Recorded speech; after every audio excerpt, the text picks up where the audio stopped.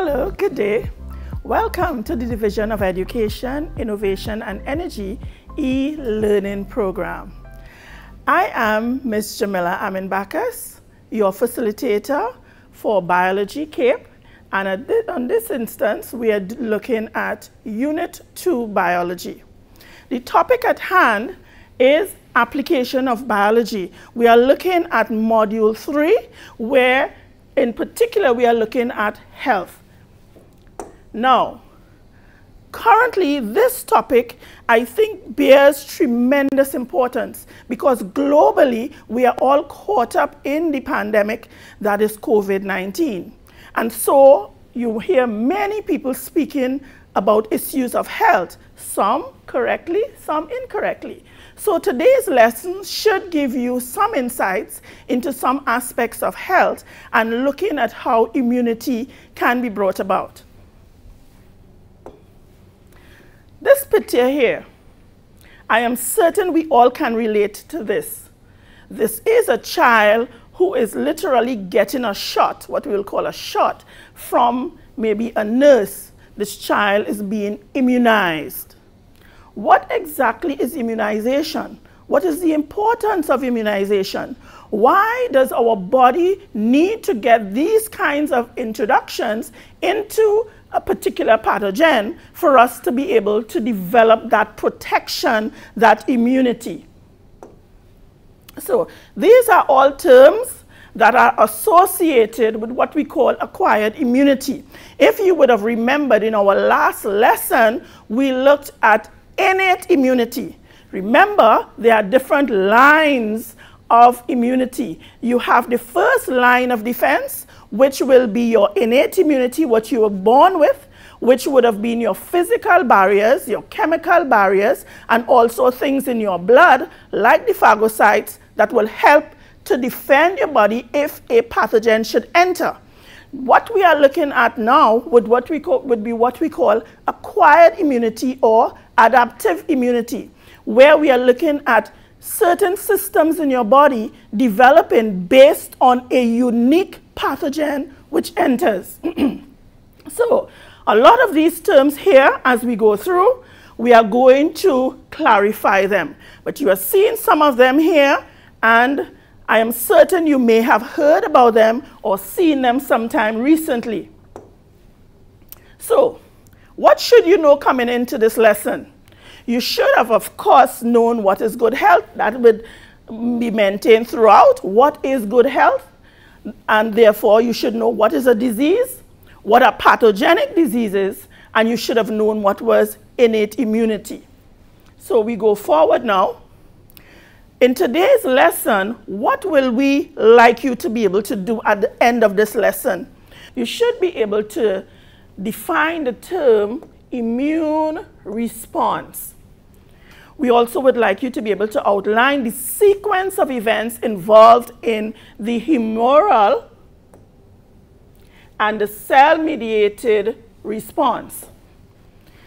Thirdly, we'd like you to be able to describe the specific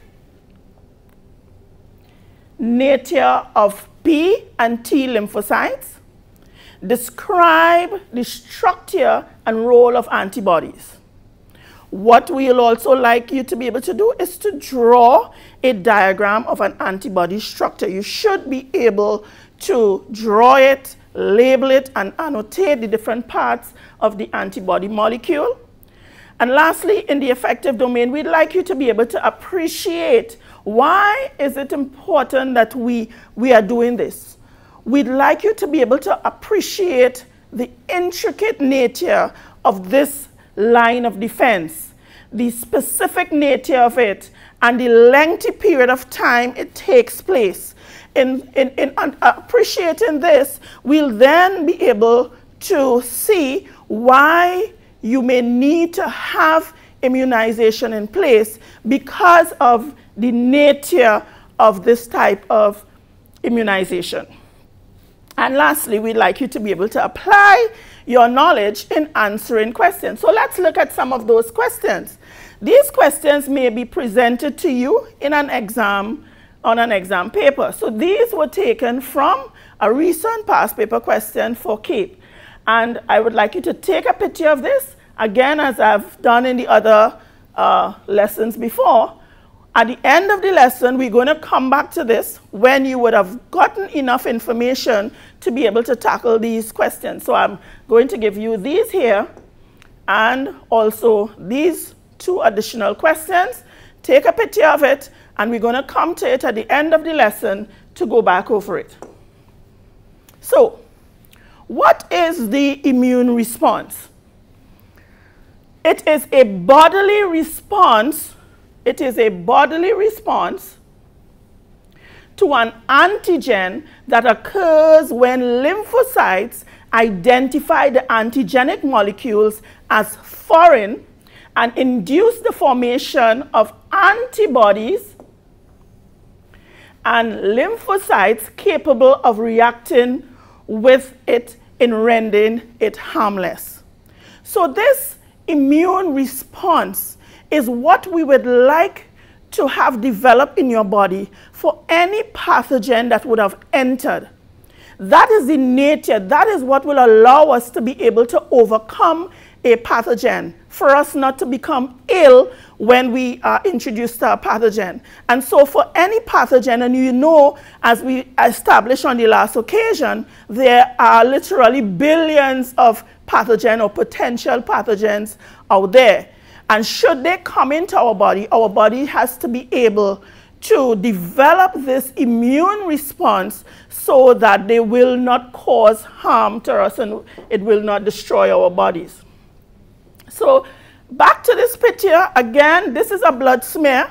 You are seeing in it the red blood cells and the white blood cells. And in particular, this white blood cell, this is the type of white blood cell that is called the lymphocytes. Remember, we had some white blood cells that were phagocytic.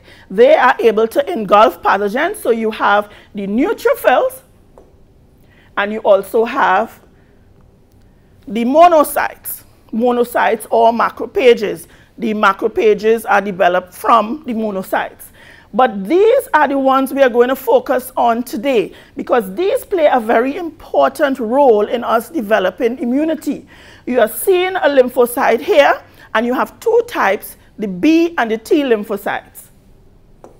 So you are seeing here acquired or adaptive immunity. And they're used more or less interchangeably because they're referring to the same thing. Acquired immunity because it is what you would have acquired over time. As your body is introduced to the pathogen, this type of immunity is developed over time. It's adaptive because your body, the cells in your body will be specific and they adapt to the pathogen. So both words more or less refer to the same condition, the same development that is taking place. We have 2 types. We have the humoral immunity and the cell-mediated immunity. In the humoral immunity, we are looking at what is happening in the blood. So we are looking at things like the antibodies. We are also looking at some of the proteins that will be produced that will seek to bring about immunity. In this one, in the cell-mediated immunity, we are basically looking at how the cells would work. So we have in particular the T lymphocytes, which control the whole show. But they are going to produce cells, T cells, T helper cells, T dendritic cells, which will in fact be able to fight against pathogens. So that you have these basically two different waves of attack in which your body will be able to develop immunity. Now, all lymphocytes are produced in the bone marrow. They are produced from stem cells. So we have the bone marrow. We would have had the long bones in which these cells, you remember the long bones are like the humerus, the femur, and so on. These long bones produce these lymphocytes. However, these lymphocytes will develop into B or T lymphocytes in different areas. Eventually, they would leave the bone marrow, and they would migrate to these different areas. So the B lymphocytes, they mature in the bone marrow or in the lymph nodes, right? If you remember your lymph nodes, you would have known of, you have lymph nodes in this area, in your groin area, and so on. These lymph nodes, the B lymphocytes, may develop there. The mature B cells express antibodies on their surface which are specific for a particular antigen. There is this word again, antigen. We'll come back to that a little later, right? So you have the B lymphocytes which are produced in the bone marrow, but they mature in the bone marrow or the lymphocytes. And then we have the T lymphocytes. These mature in the thymus, right? The thymus gland, or in the lymph nodes again. The thymus only produce about 10 to 15% of these lymphocytes. So therefore, the lymph nodes really take the lead in how our body is going to respond. So you see the lymph nodes involved both with the B lymphocytes and the T lymphocytes. And I think it's sometimes overlooked the importance of our lymphatic system and the lymph nodes in bringing about defending your body against infection. Now, once these cells migrate to these areas, they will mature, but they are said to be naive. Okay, so this word here, they are naive, because in order for them to be able to fight against a particular pathogen, they first must see the antigen structure of that pathogen. Until that time, they are said to be naive. Okay, so understand that. Initially, when they are developed, both the B and the T lymphocytes, they will migrate to various areas and they will become matured. They are matured, but they are naive. In order for them to be able to fight a pathogen successfully, they have to be introduced to the pathogen, introduced to the antigen structure of the pathogen. And that may take a period of time. Good. So we are seeing here the B and the T lymphocytes, and we are seeing what we call their receptors. On the surface of these cells, there are certain structures which will allow them to be able to interact with a antigen, with a pathogen which has antigen on its surface. There are particular sites on these receptors. For example, on this one, this is with the T lymphocyte. So you notice here, this is a T cell, and so it's showing you this is actually one part of this, the receptors, only one of them. But in particular, this area here, this is what we call the antigen binding site. This area is the part of this receptor which has to be specific to a particular antigen structure. The same thing for the B lymphocytes. Notice the difference with the receptors. This one is only made up of one chain, but this one you have a Y-shaped structure. Good? And so these parts of the structure are the areas that are going to have to link to a specific antigen structure. And that is the reason why this system is so intricate. Because for every pathogen which enters our body, you have to have a particular B or T lymphocyte with its binding site being able to connect with it. And since you have billions of lymphocytes and you have billions of pathogen and therefore antigen structure, you would appreciate how challenging it is to have that matching taking place.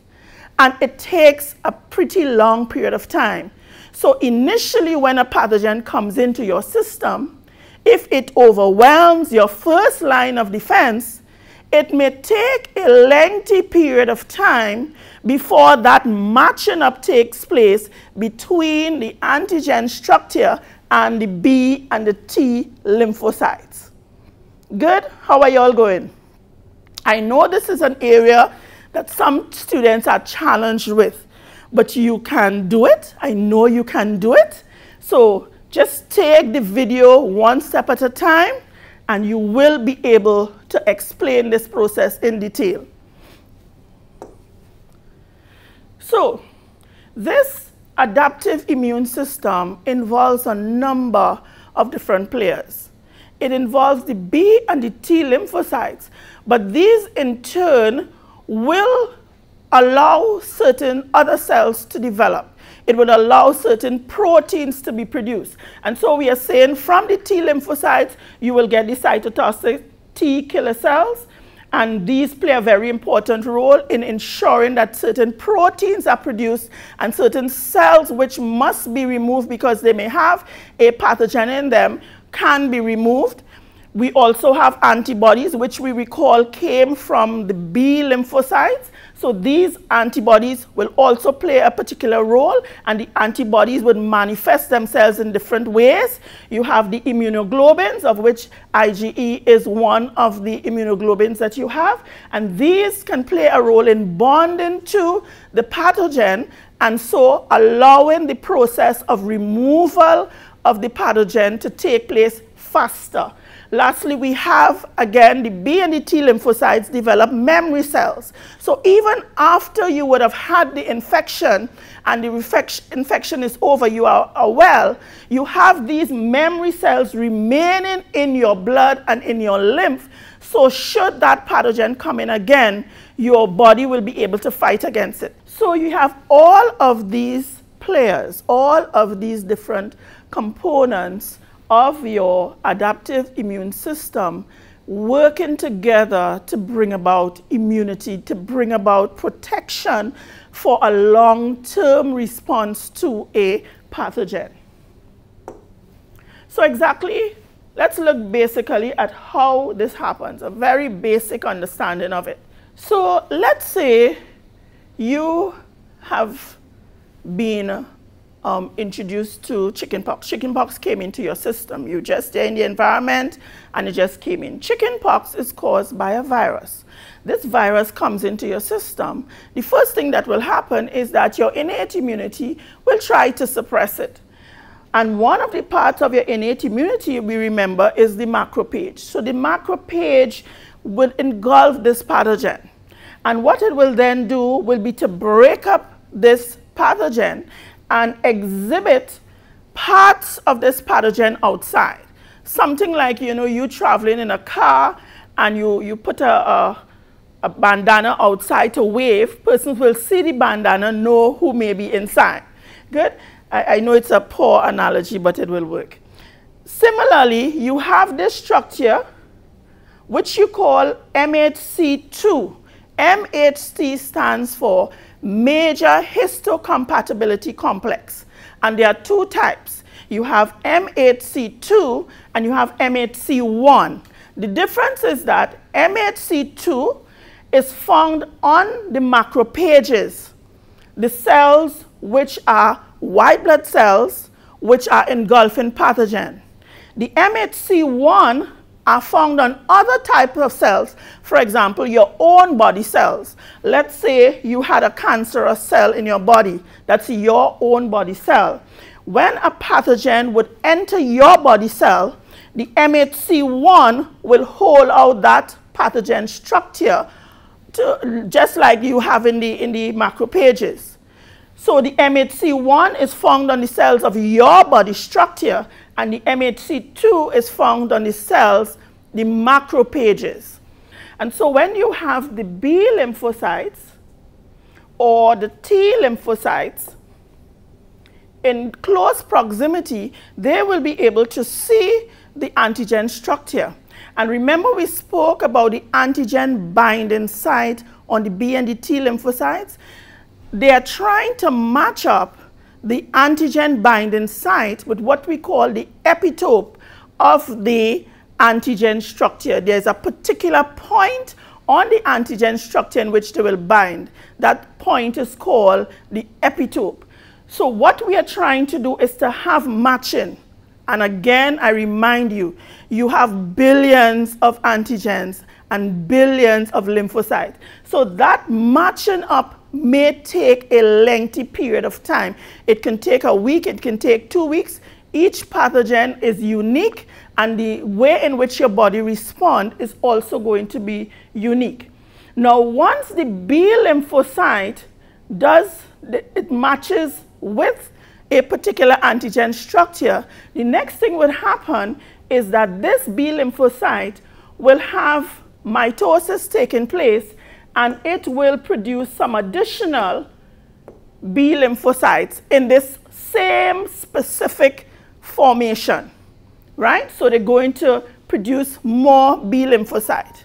However, they still cannot produce the antibodies until the T lymphocyte has also made the match. When the T lymphocytes makes the match with the same antigen structure that this B lymphocytes made the match with, this T lymphocyte is now going to produce different types of cells. One of the cells it will produce will be what you call the CD4 helper cells. And these CD4 helper cells will impact now on these B lymphocytes, and it's only then that they will be able to produce the plasma cells, which in turn will produce the antibodies. So let's go over that again. Once the B lymphocyte has made a connection to the particular antigen structure that will be held out on the MHC2, you will now have the cell being able to produce more. It will multiply, will carry out mitosis and increase the number of these B lymphocytes. But it still will not be able to produce antibodies just yet. They have to be able to, they will wait until the T lymphocytes would have made a similar match with the same pathogen. It has to be the same pathogen. It has to be very specific. And so when this match is made, these T lymphocytes will produce a number of different cells. One of the cells that they will produce would be the CD4 T helper cells. And these CD4 T helper cells would now impact on the B lymphocytes that would have multiplied. And then now these cells will be able to produce plasma cells and memory cells, and they will be able to proliferate, and the plasma cells in turn will be able to produce antibodies. The antibodies, as we will see, will be very important in causing a response to the particular pathogen and quelling the infection of that particular antigen. So we need to have the antibodies, and these antibodies are going to circulate in our system. The antibodies will last for a period of a few months, but eventually they will decline. But since we have memory cells, we can still continue to produce more antibodies in the future. On this side, what we are seeing is that you have a cell, as we say, not a macrophage, a normal body cell.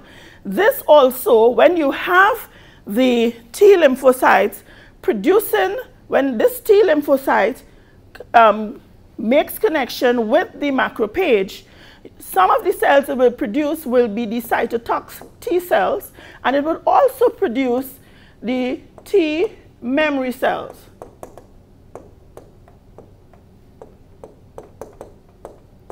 Right? So it will have the T CD4 T helper cells, you have the T memory cells, and you also have the cytotoxic T cells.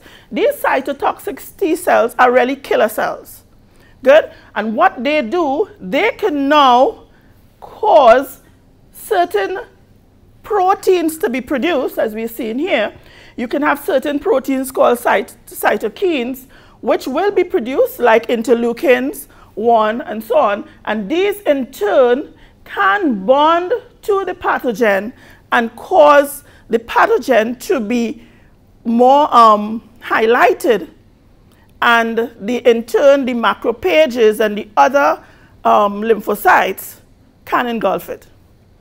Good? So we have both the B lymphocytes and the T lymphocytes involved in your entire body responding to an infection. The thing is, this process may take a lengthy period of time. As I said, when a pathogen comes into your system, initially, as I said, your innate immunity may seek to quell it. There are times when the viral load, the amount of this pathogen that comes in, your innate immunity may not be able to quell it. And so your body comes under this pathogen. The pathogen gets a chance to cause infection. It gets a chance to manifest itself, whether it is a high fever, whether it is a rash, whether it is a yellowing spot, whatever in the way this pathogen manifests itself, it will get a chance to do it. While this is happening and that pathogen is playing itself, so to speak, this is happening. Your body is trying to figure out the antigen structure of the pathogen and initiate the formation of the B lymphocytes, plasma cells, which will produce antibodies, and the other T types of lymphocytes. This here will take a period of time. It may take months, as I said earlier. It may take weeks. In most instances, it may take weeks. And so you may come down with the disease and your body may be maimed, or you may die. Because if the pathogen is a ferocious one, you may actually die. For example, in the case of polio, you can be severely maimed. It could have your body deformed, or you can die. In the case of smallpox, right, you could die. So that the whole question of this type of immunity, this development of this immune response, the question could be asked, do we want to subject ourselves to this, a normal, natural introduction to the pathogen? In the next lesson, we'll be looking at whether we should have natural immunity or artificial immunity, and so be introduced to the pathogen before it gets a chance to bring about the devastating effects it may bring about if we get it in naturally. So this is just showing you the same thing we looked at in a more simplified way. So you're seeing this here, APC, stands for antigen presenting cells. So this would have been the cell which would have engulfed the pathogen, cut it up, and simply held out the pathogen antigen structure on the outside. You know, I want to just pause here and just give another analogy. When we speak of antigen structure, on the outside of certain cells, you all would have done cell surface membrane, and you would know that you had glycolipid and glycoprotein on the outside of the membrane structure. And some of these play a role in cell recognition. So your pathogens need to be recognized for the uniqueness of their antigen structure. Or the antigen could simply be a protein all on its own. The thing is, each antigen structure is unique. Good? So let's say in a Tobago school, let's say you are going to Roxbow Secondary, or you're going to a fictitious school, you're going to Lambo Secondary. Each school has a different uniform. Good? If you go into Lambo Secondary and you are wearing Mason Hall Secondary uniform, immediately they'll recognize you different, because your uniform is going to identify you as such. Your uniform, therefore, comes like your antigen structure.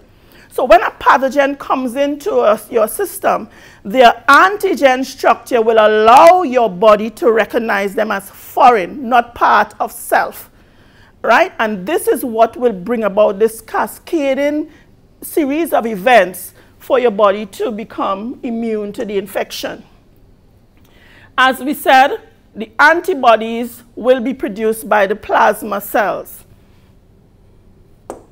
So we looked here, we saw that the T lymphocytes will, when they match up with the MHC2, they will produce the T helper cells, and the T helper cells, the CD4 T helper cells, will now activate the B lymphocytes, which in turn will produce antibodies. These antibodies, as we said, play a very important role in immunity. We also have the cytotoxic T killer cells. And of course, we have the macrophages, which will release certain protein cytokines in the system. The antibody structure, for the purpose of CXC, you are required to be able to draw the structure. You must know a very simplified drawing. You are simply showing the different parts of an antibody molecule. You recognize that you have two heavy chains. Good. Remember, antibodies are proteins, so these are proteins, and proteins in the tertiary structure. So you're seeing a lot of disulfide bridges between the structure holding them together. And this here is the light chain. Good. This region here, as we said earlier, is the variable region that is unique to the particular antibody. Each antibody has a different variable region that would bind to its specific antigen structure. So again, take some time, practice drawing this molecule, practice recognizing the different components of this molecule. You're required to know this for the CXC exam.